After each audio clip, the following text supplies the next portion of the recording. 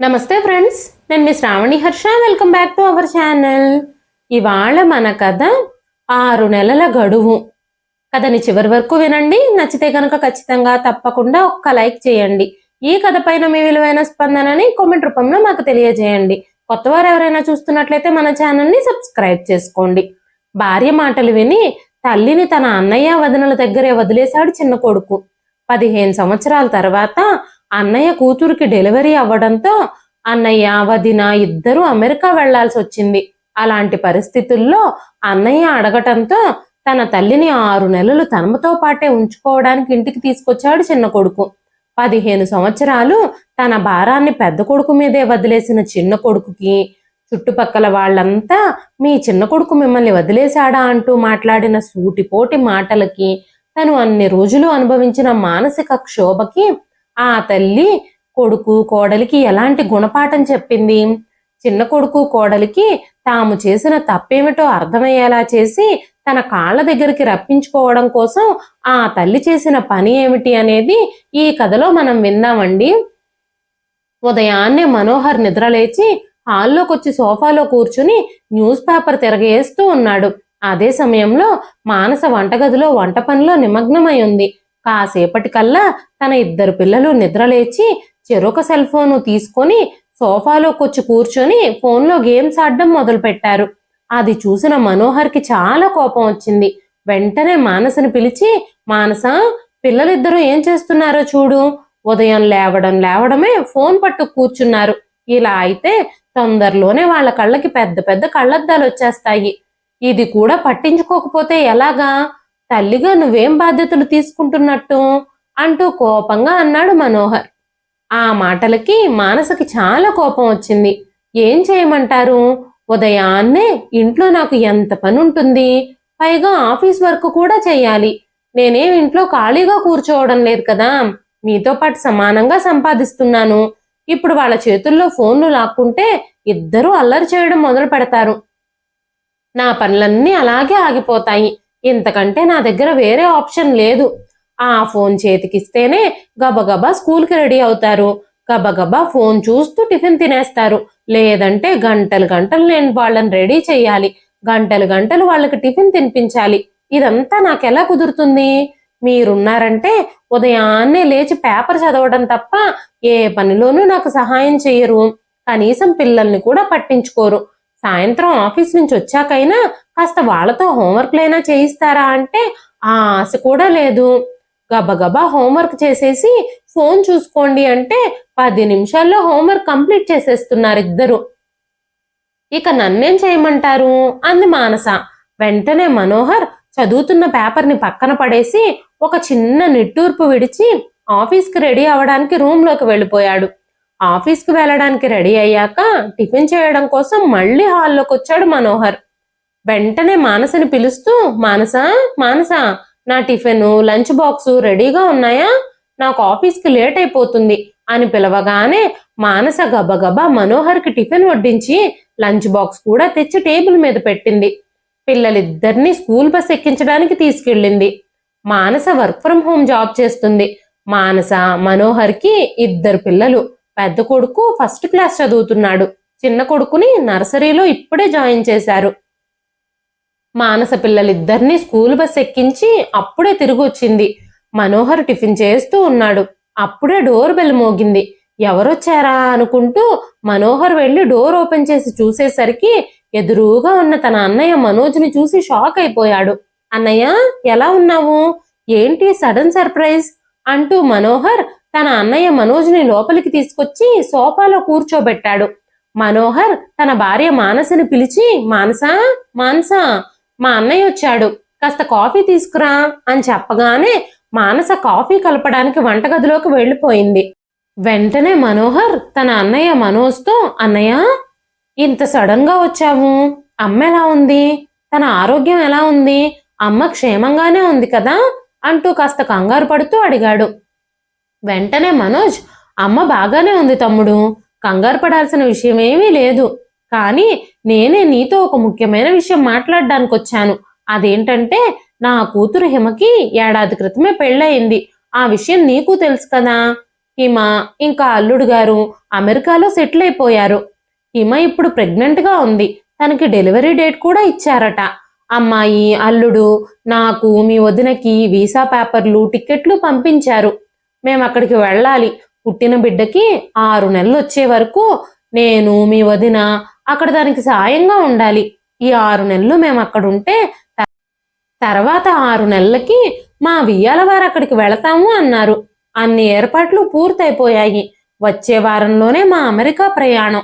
కానీ ఇప్పుడున్న ఒకే ఒక్క ఇబ్బంది ఏమిటంటే మేము ఇంట్లో లేని ఆ 6 నెలలు అమ్మొక్కతే ఆ ఇంట్లో ఎలా ఉండగలదు? ఎంత పని మనిషి ఉన్నా తనని నమ్మి అమ్మని అలా వదిలేసి వెళ్ళలేం కదా. అలా అమ్మని వదిలేసి వెళ్ళడం నాకు, మీ వదినికి బొత్తిగా ఇష్టం లేదు. ఈ 6 నెలలు అమ్మని ఏదైనా వృద్ధాశ్రమంలో ఉంచుదామా అంటే అమ్మ ఉండగలదో లేదో, అక్కడ ఆశ్రమం వాతావరణం అమ్మకి సరిపడుతుందో లేదో. ఒకవేళ మేము అమెరికా వెళ్ళిపోయిన తర్వాత అమ్మకి ఏదైనా ఇబ్బంది కలిగితే, తన ఆరోగ్యం క్షీణిస్తే మేము చాలా ఇబ్బందులు పడాల్సి వస్తుంది. అందుకే అమ్మని కాస్త ఈ 6 నెలలు మీ దగ్గరే ఉంచుకుని చూసుకుంటే బాగుంటుంది. మేము అమెరికా నుంచి తిరిగి రాగానే అమ్మని మళ్ళీ మాతో పాటే తీసుకెళ్ళిపోతాం అని మనోజ్ అనగానే మనోహర్, అయ్యో అన్నయ్య, నువ్వు ఇంతలా అడగాలా ఏమిటి? మా పెళ్ళైన దగ్గర నుంచి అమ్మ గురించి నేను అస్సలు పట్టించుకోలేదు. నాన్న చనిపోయిన దగ్గర నుంచి అమ్మ బాధ్యత మొత్తం నువ్వే తీసుకున్నావు. ఈ 6 నెలలు నీకు ఇబ్బందిగా ఉందంటే అమ్మని నా దగ్గర ఉంచుకుని చూసుకోలేనా? ఆ విషయం చెప్పడానికి నువ్వు ఇంత మొహమాట పడాలా అని మాట్లాడుతూ ఉండగానే మానస కాఫీ తీసుకొని వచ్చింది. మనోహర్ వైపే చూస్తూ ఏంటి విషయం అన్నట్టుగా కళ్ళతోనే అడిగింది. వెంటనే మనోహర్, మా హిమ డెలివరీకి అన్నయ్య వదిన అమెరికా వెళుతున్నారట. వాళ్ళు రావడానికి 6 నెలలు పడుతుందట. కాబట్టి ఈ 6 నెలలు అమ్మని మన దగ్గరే ఉంచుకోవాలి అని చెప్పగానే మానస కాళ్ళ కింద నేల జారిపోయినట్టయింది. మానసకి అత్తగారంటే బొత్తిగా ఇష్టం ఉండదు. పెళ్ళైన దగ్గర నుంచి అత్తగారిని శత్రువులా చూసేది. మానసకి తన అత్తగారు జానకమ్మ గారికి పెళ్ళైన 2వ రోజు దగ్గర నుంచే గొడవలు జరగడం మొదలయ్యాయి. పెళ్ళైన దగ్గర నుంచి అత్తగారు ఏ మాట చెప్పినా కూడా మానస దాన్ని తప్పుగానే అర్థం చేసుకుని పెద్ద రాద్ధాంతం చేసేది. జానకమ్మ గారు ఏ పని చేసినా మానసకి నచ్చేది కాదు.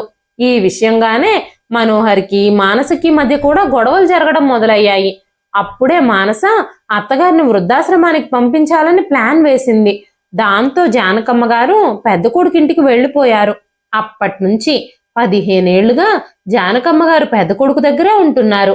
15 ఏళ్ల తర్వాత అత్తగారు మళ్ళీ తన ఇంట్లో ఉండడానికి వస్తున్నారు. అది కూడా 6 నెలలు అన్న వార్త వినగానే మానసకి ఒక్కసారిగా పట్టరాని కోపం వచ్చింది. కానీ ఎదురుగా బావగారు ఉండడంతో మనోజ్ అక్కడి నుంచి వెళ్ళిపోయే వరకు తను ఏమీ మాట్లాడకుండా మౌనం వహించింది. కాసేపు అన్నదమ్ములిద్దరూ మాట్లాడుకున్న తరువాత మనోహర్, అన్నయ్య, మీరు అమెరికా వెళ్ళడానికి ముందు రోజే నేను మీ ఇంటికొచ్చి అమ్మని నా దగ్గరికి తీసుకొచ్చేసుకుంటాను. నువ్వేమీ కంగారు పడకు. అమ్మని 6 నెలలు జాగ్రత్తగా నేను చూసుకుంటాను అని చెప్పాడు మనోహర్. చాలా సంతోషంగా మనోజ్ కూడా తన తమ్ముడి దగ్గర సెలవు తీసుకుని ఇంటికి బయలుదేరాడు. మనోజ్ గుమ్మం నుంచి బయటికి అడుగు పెట్టడంతోనే మానస మనోహర్ మీద నిప్పులు చెరిగింది. అసలు మీ అన్నయ్య వదినలు నిజంగానే అమెరికా వెళుతున్నారా? మీ అమ్మని మనకు అంటగట్టడానికి ఇలా ప్లాన్ వేశారా? అందుకే నేను ఎప్పుడో చెప్పాను ఆవిడ్ని వృద్ధాశ్రమంలో జాయిన్ చేద్దాం అని. ఎవ్వరూ నా మాటలు వినలేదు. ఆ రోజే ఆవిడని వృద్ధాశ్రమంలో చేర్పించేస్తుంటే ఈ రోజు ఎవ్వరికీ ఎలాంటి ఇబ్బంది వచ్చుండేది కాదు కదా. ఇప్పుడు 6 నెలలు ఆవిడ్ని భరించడం అంటే అది నా వల్ల అయ్యే పని కాదు అంది మానస. వెంటనే మనోహర్ కోపంగా, మన పెళ్ళైన వెంటనే నీ మాట కాదనలేకే కదా అమ్మ అన్నయ్య ఇంటికి వెళ్ళిపోతాను అంటే నేను ఒప్పుకున్నాను. కొడుకుగా అమ్మ బాధ్యత నాకున్నా కూడా నీ వల్లే ఆ బాధ్యత నుంచి నేను తప్పుకున్నాను. 2 కొడుకులున్నా కూడా అమ్మ ఇన్నేళ్లుగా పెద్ద కొడుకింట్లోనే ఉంటుంది. మా వదిన మంచిది కాబట్టి మా అమ్మని మంచిగా చూసుకుంటుంది. అదే తను కూడా నీలాంటిదే అయ్యుంటే మా అమ్మ ఎప్పుడో నువ్వన్నట్టుగానే ఆశ్రమం పాలైపోయి ఉండేది. ఇప్పుడు ఒక్క 6 నెలలు అన్నయ్య వాళ్ళకి ఇబ్బంది అవుతుంది. అందుకే అమ్మని ఇక్కడికి పంపించాలి అని అనుకుంటున్నారు. ఒక 6 నెలలు మా అమ్మని చూసుకోవడానికి కూడా ఇంత గొడవ చేస్తున్నావు నువ్వు అన్నాడు మనోహర్. మీకేం ఎంతో తేలిగ్గా చెప్పేశారు. ఇప్పటికే నేను ఎన్నో బాధ్యతలతో సతమతమైపోతున్నాను. మన చిన్న కొడుకు ఆనంద్కి అస్సలు ఆరోగ్యం బాగుండడం లేదు. ఎప్పుడు ఏదో ఒక వైరల్ ఇన్ఫెక్షన్ వస్తూనే ఉంటుంది.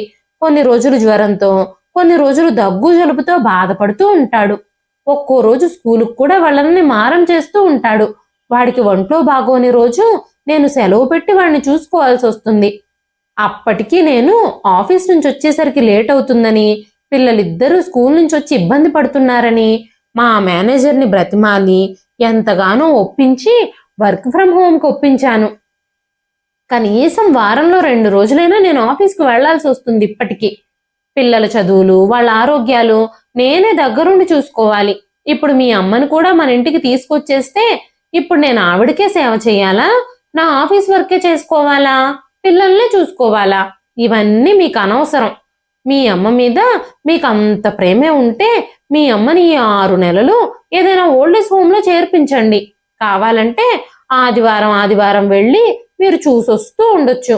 6 నెలలే కదా, ఇట్టే గడిచిపోతాయి అంది మానస. మనోజ్ కూడా కోపంగా, అదే నేను కూడా చెబుతున్నాను. 6 నెలలే కదా, ఇట్టే గడిచిపోతాయి. ఒక 6 నెలలు కూడా నువ్వు మా అమ్మని చూసుకోలేవా? ఇలా చేస్తే మా అన్నయ్య వదినల ముందు నా పరువు ఏం కావాలి? సంవత్సరాల తడబడి మేము చూసుకుంటున్నా ఒక్క 6 నెలలు చిన్న కొడుకు కోడలు చూసుకోలేకపోయారు అని వాళ్ళు అనుకుంటారు కదా. లోకమంతా కూడా నా గురించి చెడుగా మాట్లాడుకుంటుంది అనగానే మానస, సరే అయితే మీ అమ్మగారిని మన ఇంటికి తీసుకొస్తే ఆవిడ ఈ ఇంట్లో నా మీద పెత్తనం చేయడానికి వీల్లేదు. నేను ఏది చెబితే అది వింటూ, ఏది పెడితే అది తింటూ పడుండాలి. మీరు కూడా నాకు పిల్లల చదువు విషయంలో సహాయం చెయ్యాలి. వాళ్లతో సాయంత్రం హోంవర్క్లు రాయించాలి. లేదంటే నేను అస్సలు ఊరుకోను అని చెప్పి కోపంగా గదిలోకి వెళ్ళిపోయింది మానస. మనోహర్ కూడా ఆఫీస్కి వెళ్ళిపోయాడు.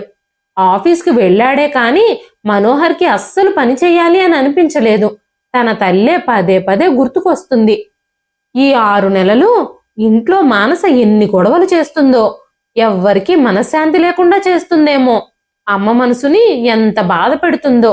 ఈ 6 నెలలు ఇంట్లో ఏ రేంజ్లో గొడవలు జరుగుతాయో అని ఆలోచిస్తూ భయపడుతూనే ఉన్నాడు మనోహర్.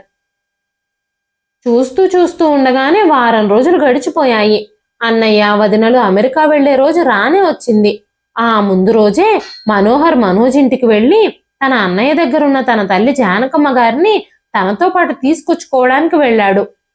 మనోహర్ ఇంటి నుంచి వెళ్లిన మనోజ్ తన తల్లి జానకమ్మ గారితో ఈ 6 నెలలు మనోహర్ దగ్గరే తను ఉండబోతుంది అన్న విషయం చెప్పగానే జానకమ్మ గారి మొహం అంతా సంతోషంతో వెలిగిపోయింది.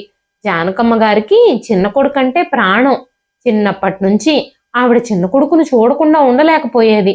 కానీ అనుకోని పరిస్థితుల వలన సంవత్సరాల తరబడి చిన్న కొడుకుకు దూరంగానే ఉంది. అది కూడా చిన్న కోడల వల్లే. పెద్ద కొడుకు కోడలు ఆవిడ్ని బంగారంలా చూసుకుంటున్నా సరే ఆవిడ మనసు అప్పుడప్పుడు మనోహర్ దూరమయ్యాడు అన్న బాధతో నిండిపోతూ ఉండేది. చాలా రోజుల తర్వాత చిన్న కొడుకుని చూడబోతున్నాను అన్న ఆలోచనతో జానకమ్మ గారికి చాలా సంతోషంగా ఉంది.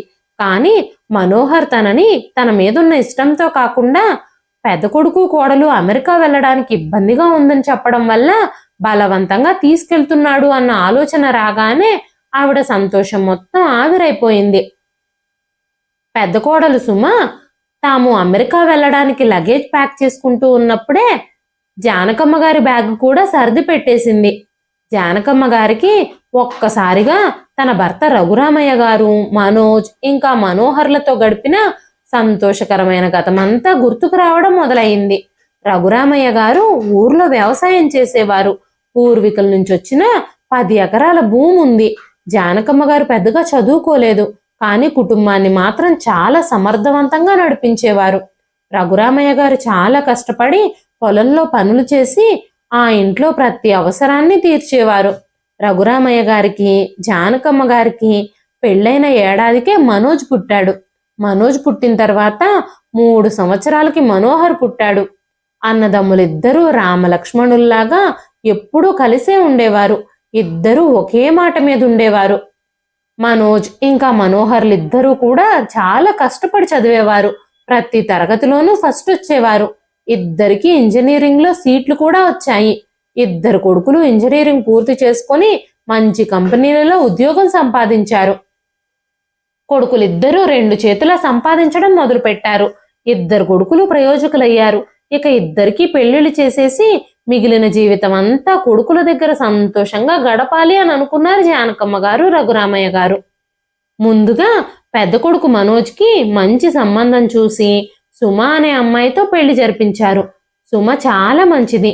జానకమ్మ గారి కుటుంబంతో చాలా కలిసిపోయింది. జానకమ్మ గారిని, రఘురామయ్య గారిని చాలా గౌరవించేది, చాలా ప్రేమగా చూసుకునేది. అత్తామామల్ని కూడా తల్లిదండ్రుల్ని ప్రేమించినట్టుగానే ప్రేమించేది. పెళ్ళయ్యాక పెళ్లికి తీసుకున్న సెలవులన్నీ అయిపోవడంతో మనోజ్ సుమతో కలిసి బెంగళూరులో కాపురం పెట్టాడు. అప్పుడప్పుడు జానకమ్మ గారు, రఘురామయ్య గారు పెద్ద కొడుకు కోడల దగ్గరికి బెంగళూరుకు వెళ్ళొస్తూ ఉండేవారు. పెళ్ళై 3 ఏళ్లు గడిచేసరికి సుమకి 2 పిల్లలు పుట్టారు. చిన్న కొడుకు మనోహర్ హైదరాబాదులో ఉద్యోగం చేస్తున్నాడు.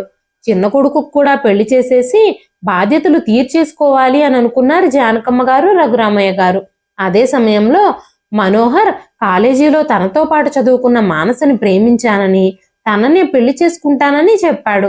కొడుకిష్టాన్ని కాదనలేక మానసకే ఇచ్చి పెళ్లి చేశారు వాళ్ళిద్దరూ. మానస మొదటి నుంచి సిటీలో పుట్టి పెరిగిన అమ్మాయి. మానస తల్లిదండ్రులిద్దరూ బాగా చదువుకుని ఉద్యోగాలు చేసేవారు. తల్లిదండ్రులిద్దరూ ఉద్యోగస్తులు కావడం వల్ల మానసకి చదువులేని వ్యవసాయం చేసే అత్తామామలంటే అస్సలు ఇష్టం ఉండేది కాదు. వయసు పెరగడంతో ఆ పల్లెటూరులో ఒంటరిగా ఉండడం కంటే వ్యవసాయ బాధ్యతలన్నీ వదిలేసి ఒక 6 నెలలు పెద్ద కొడుకు దగ్గర, ఒక 6 నెలలు చిన్న కొడుకు దగ్గర ఉంటూ కాలక్షేపం చేయాలనుకున్నారు జానకమ్మ గారు, రఘురామయ్య గారు. అదే విషయాన్ని కొడుకులిద్దరితోనూ చెప్పారు. పెద్ద కొడుకు మనోజ్ ఇంకా పెద్ద కోడలు సుమ అత్తామామలిద్దరి నిర్ణయానికి సంతోషంగా ఒప్పుకున్నారు. కానీ చిన్న కోడలు మానసకి మాత్రం అత్తామామలిద్దరూ తమతో పాటు ఉండడం అస్సలు ఇష్టం లేదు. చదువుకొని పల్లెటూరి మట్టి పిసుక్కునే మనుషులని నా ఇంట్లో నేను భరించలేను అని తన భర్త మనోహర్తో కరాఖండిగా చెప్పేసింది మానస. మానస అభిప్రాయం విని మనోహర్ షాక్ అయిపోయాడు. మానసను ఒప్పించడానికి ఎంతగానో ప్రయత్నించాడు. ఎంత నచ్చజెప్పాలని చూసినా మానస మొండికేసి కూర్చుంది. ఇక చేసేదేమీ లేక జానకమ్మ గారు, రఘురామయ్య గారు గ్రామంలోని తమ ఇంట్లోనే ఉండేవారు. అప్పుడప్పుడు పెద్ద కొడుకు దగ్గరికి వెళ్ళి వారం 10 రోజులు ఉండి తిరిగి వచ్చేటప్పుడు చిన్న కొడుకు ఇంటికి కూడా వెళ్ళేవారు. కానీ చిన్న కోడలు సరిగ్గా పలకరించకపోవడం, ముభావంగా ఉండడం, కనీసం వాళ్ళిద్దరిని పట్టించుకోకపోవడం చూసి మెల్లమెల్లగా చిన్న కొడుకింటికి వెళ్ళడం పూర్తిగా మానేశారు వాళ్ళిద్దరూ. పెద్ద కొడుకు మనోజ్కి 2 పిల్లలు ఉండడంతో జానకమ్మ గారు, రఘురామయ్య గారు ఎప్పుడు పిల్లల్ని చూడాలనిపించినా కూడా అప్పుడే పెద్ద కొడుకింటికి బెంగళూరుకే వెళ్ళి మళ్ళీ తిరిగి ఊరికి వచ్చేస్తూ ఉండేవారు. పెద్ద కొడుకు కోడలు ఎంత బతిమాలినా కూడా వాళ్లతో కూడా కలిసి ఉండడానికి ఒప్పుకోలేదు ఇద్దరు. కాలం అలా గడుస్తూ ఉండగానే ఒకరోజు అకస్మాత్తుగా ఉదయాన్నే పొలం పనులకు వెళ్లిన రఘురామయ్య గారు పాము కాటుకు గురై అక్కడికక్కడే మరణించారు. భర్త మరణ వార్తని జానకమ్మ గారు తట్టుకోలేకపోయారు. విషయం తెలుసుకున్న పెద్ద కొడుకు కోడలు పిల్లలతో సహా ఆగమేఘాల మీద బయలుదేరొచ్చారు. చిన్న కొడుకు మనోహర్ ఇంకా మానస కూడా వచ్చారు. 2 కొడుకులు దగ్గరుండి అన్ని కార్యక్రమాలు పూర్తి చేశారు. కానీ మానస మాత్రం తర్వాత రోజే ఆఫీసులో అర్జెంట్ వర్క్ ఉందని, సెలవులు లేవని తిరిగి వెళ్ళిపోయింది. పెద్ద కొడుకు మనోజ్, చిన్న కొడుకు మనోహర్ ఇంకా పెద్ద కోడలు సుమ పిల్లలిద్దరితో కలిసి 15 రోజులు అక్కడే ఉన్నారు. ఆ తర్వాత జానకమ్మ గారిని ఊర్లో ఒంటరిగా వదిలిపెట్టడం ఇష్టం లేక పెద్ద కొడుకు కోడలు ఆవిడని ఒప్పించి తమతో పాటు బెంగళూరుకి తీసుకెళ్లిపోయారు. అప్పుడే మనోహర్ కూడా, అన్నయ్య ఇక నుంచి అమ్మ 6 నెలలు మీ దగ్గర, 6 నెలలు మా దగ్గర ఉంటుంది. 6 నెలల తర్వాత నేనే వచ్చి అమ్మని తీసుకెళ్తాను అని చెప్పాడు. 6 నెలల తర్వాత మనోహర్ జానకమ్మ గారిని తన ఇంటికి తీసుకెళ్లాడు. వచ్చిన మొదటి రోజు నుంచే జానకమ్మ గారిని చూడగానే మానస మొహం చెట్లించుకుంది. ప్రతి చిన్న విషయానికి అత్తగారిని సూటిపోటి మాటలు మాట్లాడడం, ఖాళీగా కూర్చుని తింటున్నారంటూ ఇష్టం వచ్చినట్టుగా మాట్లాడడం మొదలుపెట్టింది. ఆఫీస్ పనులతో ఇంట్లో పనులతో సతమతమైపోతున్నాను, ఇంటి పనులన్నీ చెయ్యొచ్చు కదా అంటూ పనులన్నీ ఆవిడికి పురమాయించేది. మెల్లమెల్లగా జానకమ్మ గారి ఆరోగ్యం కూడా క్షీణించడం మొదలుపెట్టింది. అలాంటి పరిస్థితుల్లో కూడా ఆమెను మానసికంగా శారీరకంగా హింసిస్తూ ఉండేది మానస. మనోహర్ కూడా ఆవిడ్ని ఆసుపత్రికి తీసుకెళ్లి చూయించలేదు. ఎందుకంటే మానస ఏమంటుందోనన్న భయం. రోజు మనోహర్కి మానసకి మధ్యలో గొడవలు జరుగుతూ ఉండేవి. ఆ గొడవలు చూస్తూ ఉంటే జానకమ్మ గారి గుండె పగిలిపోతున్నట్టుగా అనిపించేది. మానస పోరు పడలేక మనోహర్ జానకమ్మ గారిని తన అన్నయ్యతో మాట్లాడి వృద్ధాశ్రమంలో చేర్పించాలి అని అనుకున్నాడు. కానీ మనోజ్ ఇంకా సుమ జానకమ్మ గారిని వృద్ధాశ్రమంలో చేర్పించడానికి అస్సలు ఒప్పుకోలేదు. మనోజ్ మనోహర్తో, తమ్ముడు, నువ్వు అమ్మని చూసుకోలేకపోతే ఎలాంటి ఇబ్బంది లేదు, జీవితాంతం అమ్మని మేమే చూసుకుంటాం అని చెప్పి జానకమ్మ గారిని తమతో పాటు తీసుకెళ్లిపోయారు. ఆ రోజు నుంచి జానకమ్మ గారు పెద్ద కొడుకు కోడలతోనే కలిసి ఉండడం మొదలుపెట్టారు. చిన్న కొడుకు ఇంట్లో జరిగిన విషయాలన్నీ తలుచుకుంటుంటే జానకమ్మ గారికి చిన్న కొడుకు మీద మనసు విరిగిపోయింది. భార్యను ఒప్పించి కన్నతల్లిని తనతో ఉంచుకోలేక ఆశ్రమంలో చేర్పించాలి అనుకున్న కొడుకుని చూస్తూ ఉంటే ఆ కన్నతల్లి గుండె పగిలిపోయినట్టయింది. ఆ తరువాత జానకమ్మ గారు చిన్న కొడుకు కోడలింటికి ఎప్పుడూ వెళ్ళాలి అని అనుకోలేదు. పెద్ద కొడుకు మనోజ్, పెద్ద కోడలు సుమ జానకమ్మ గారిని చాలా బాగా చూసుకునేవారు. సమయానికి భోజనం, మందులు సుమ క్రమం తప్పకుండా అత్తగారికి ఇస్తూ ఉండేది. అత్తగారి ఆరోగ్య విషయంలో కూడా పెద్ద కోడలు సుమ చాలా జాగ్రత్తలు తీసుకునేది. మనవడికి మనవరాలికి కూడా నాన్నమ్మంటే ప్రాణం. మనవడు మనవరాలు ఇద్దరూ కూడా జానకమ్మ గారిని ఎంతగానో ప్రేమించేవారు. హిమ అయితే చిన్నప్పటి నుంచి నానమ్మ దగ్గరే పెరిగింది. నానమ్మ చెప్పే కథలు వింటూ నానమ్మ వాళ్ళలోనే పడుకుని నిద్రపోయేది. 15 ఏళ్లుగా జానకమ్మ గారు అలా పెద్ద కొడుకు ఇంట్లోనే ఉంటున్నారు. మనోహర్ అప్పుడప్పుడు ఫోన్ చేసి తల్లితో మాట్లాడుతూ ఉండేవాడు. గత జ్ఞాపకాలను గుర్తు చేసుకుంటూ జానకమ్మ గారు కన్నీళ్లతో తన మంచం మీద కూర్చునున్నారు.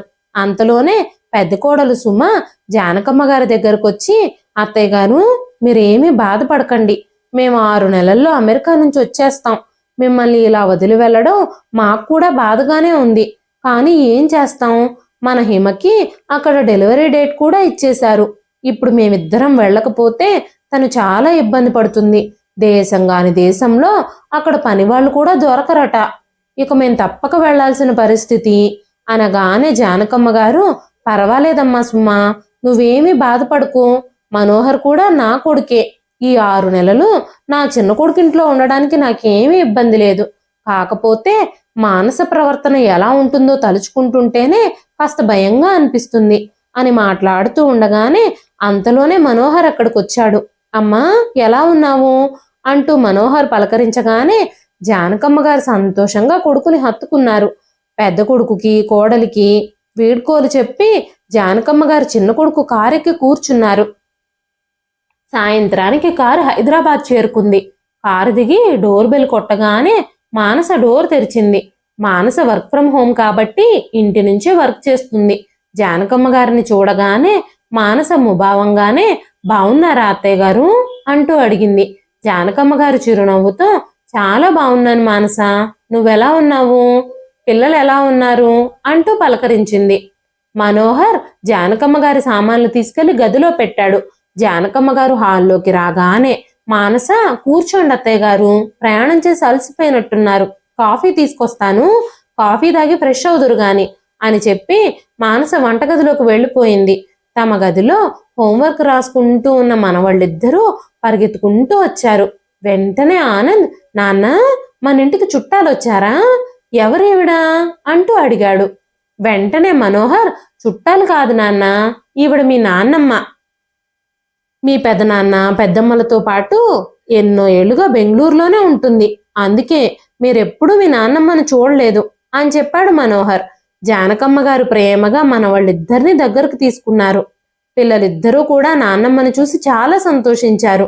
తమకి కూడా ఒక నాన్నమ్మ ఉందని, తమ స్నేహితుల నాన్నమ్మల్లాగా తమకి కూడా కథలు చెబుతుందని చాలా సంతోషించారు. కానీ పిల్లలిద్దరూ అంత సంబరపడిపోవడం మానసకి అస్సలు నచ్చలేదు.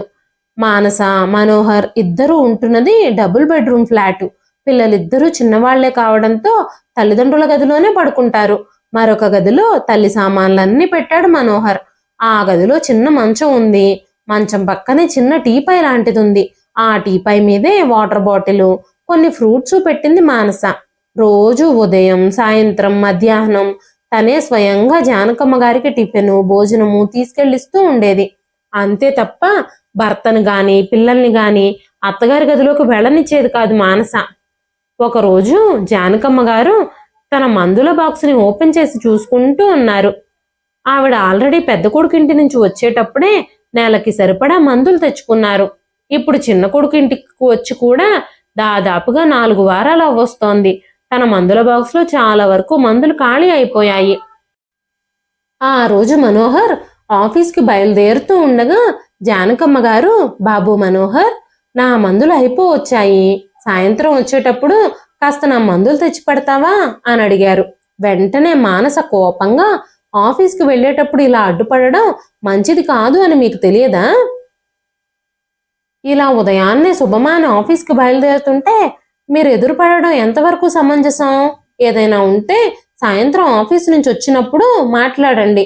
హడావిడిగా ఆఫీస్కి వెళుతూ ఉంటే మీరు అడ్డుపడి నా మందులైపోయాయి అని చెప్పడం ఎంతవరకు కరెక్ట్ అత్తయ్య గారు అని కోపంగా అంది. జానకమ్మ గారు మౌనంగా తన గదిలోకి వెళ్లి కూర్చున్నారు. జానకమ్మ గారిని తీసుకురావడానికి వెళ్లే ముందే మానస మనోహర్తో అన్న మాటలు మనోహర్కి గుర్తుకొచ్చాయి. మీ అమ్మగారు నేను పెట్టింది తిని చెప్పినట్టు పడుండాలి, లేదంటే ఊరుకోను అని చెప్పింది మానస. ఆ మాటలు గుర్తుకొచ్చి మనోహర్ మానసని ఏమీ అనలేకపోయాడు. ఆ రోజు సాయంత్రం తల్లి మందుల రిసిప్ట్ తీసుకొని తర్వాత రోజే తనకి మందులన్నీ తీసుకొచ్చిచ్చాడు. అలా రోజులు గడుస్తూ ఉన్నాయి. జానకమ్మ గారు కోడలు పెట్టింది తిని తన గదిలో మౌనంగా ఉండేవారు. అంతే తప్ప గదిలోంచి కనీసం బయటకు కూడా వచ్చేవారు కాదు. మనవాళ్లతో ఆడుకోవాలని, వాళ్ళకి కథలు చెప్పాలని, వాళ్ళ ముద్దు ముద్దు మాటలు విని మురిసిపోవాలని జానకమ్మ గారికి ఎంతగానో అనిపించేది. కానీ కోడలు ఆవిడ్ని గదిలో నుంచి బయటకు రావడానికి కూడా ఒప్పుకునేది కాదు. పిల్లల్ని కూడా జానకమ్మ గారి దగ్గరికి వెళ్ళనిచ్చేదే కాదు. మానస స్నేహితులు ఎవరైనా ఇంటికొచ్చినా కూడా జానకమ్మ గారిని అస్సలు గదిలో నుంచి బయటకు రానిచ్చేదే కాదు. అలా 4 నెలలు గడిచిపోయాయి. మనోహర్ ఆఫీస్ పని మీద 15 రోజులు క్యాంపుకు వెళ్ళాడు. అదే సమయంలో మానస తండ్రికి యాక్సిడెంట్ అయ్యింది. మానస తన తల్లిదండ్రులకి ఒక్కతే కూతురు కావడంతో హాస్పిటల్లో ఉన్న తన తండ్రి కోసం హాస్పిటల్కి వెళ్లాల్సి వచ్చింది. కానీ తన చిన్న కొడుకు ఆనంద్కి తరచుగా వైరల్ ఇన్ఫెక్షన్స్ వచ్చి ఇమ్యూనిటీ తక్కువగా ఉండడం వల్ల ఎప్పుడూ జ్వరం, జలుబు, దగ్గు వస్తూనే ఉంటాయి. తను ఊరెళ్ళినప్పుడు తన కొడుకు ఆరోగ్యం ఒకవేళ క్షీణిస్తే ఎలాగా, ఏం చెయ్యాలి అని మానస కంగారు పడుతోంది. ఏం చెయ్యాలో మానసకు అర్థం కాలేదు. కానీ హాస్పిటల్లో ఉంది తన తండ్రి అవ్వడం వల్ల ఇంటి పనిని, పిల్లల పనిని పని మనిషికి అప్పచెప్పి పిల్లల్ని, అత్తగారిని జాగ్రత్తగా చూసుకోమని పని మనిషితో చెప్పింది మానస. అప్పటికప్పుడు ఆగమేఘాల మీద బయలుదేరి వెళ్ళిపోయింది.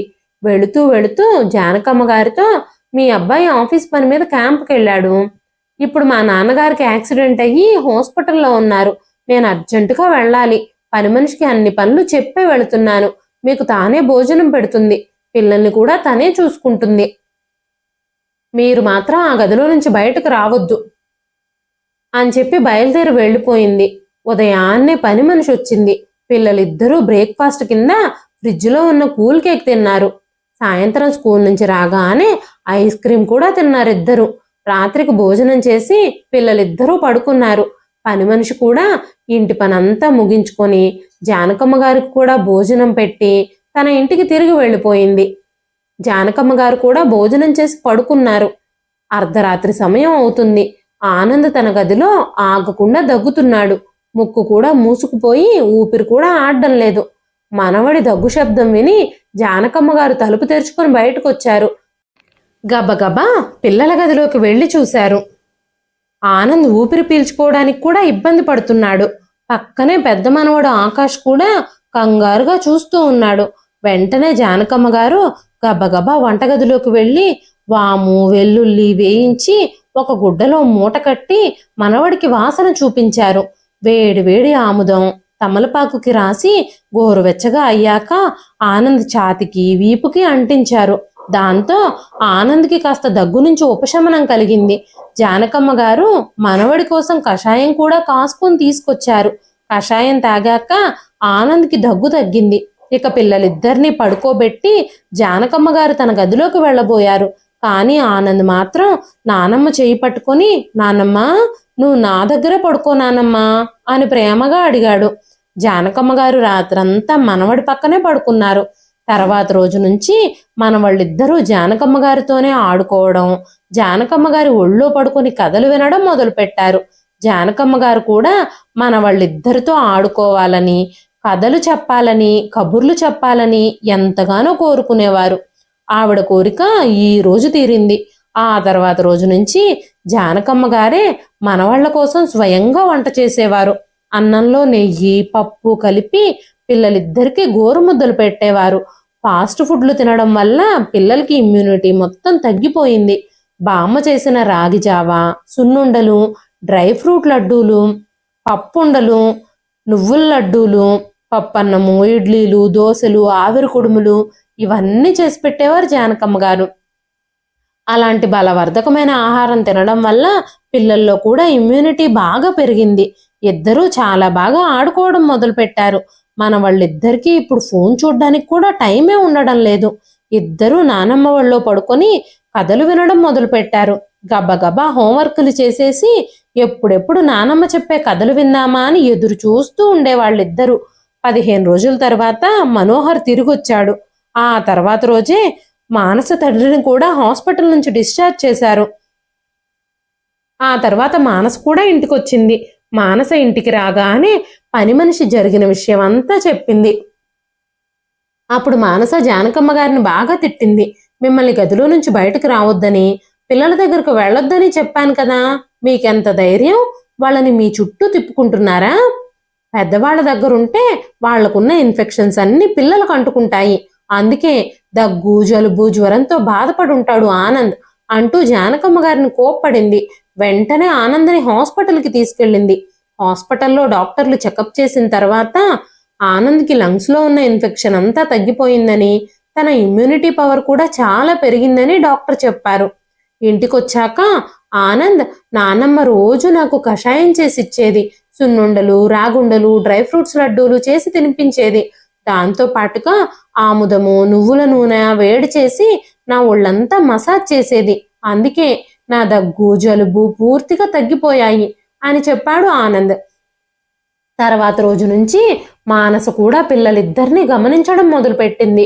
పిల్లలిద్దరూ సాయంత్రం స్కూల్ నుంచి రాగానే ఫోన్లు ముట్టుకోకుండా నాన్నమ్మ చెప్పే కథలు వినడానికే ఎక్కువ ఇష్టపడుతున్నారు.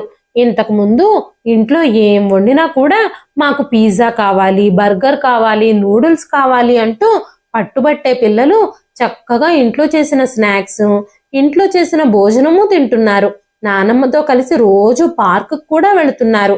పిల్లల్లో అంత మార్పు చూసి మానస ఆశ్చర్యపోయింది.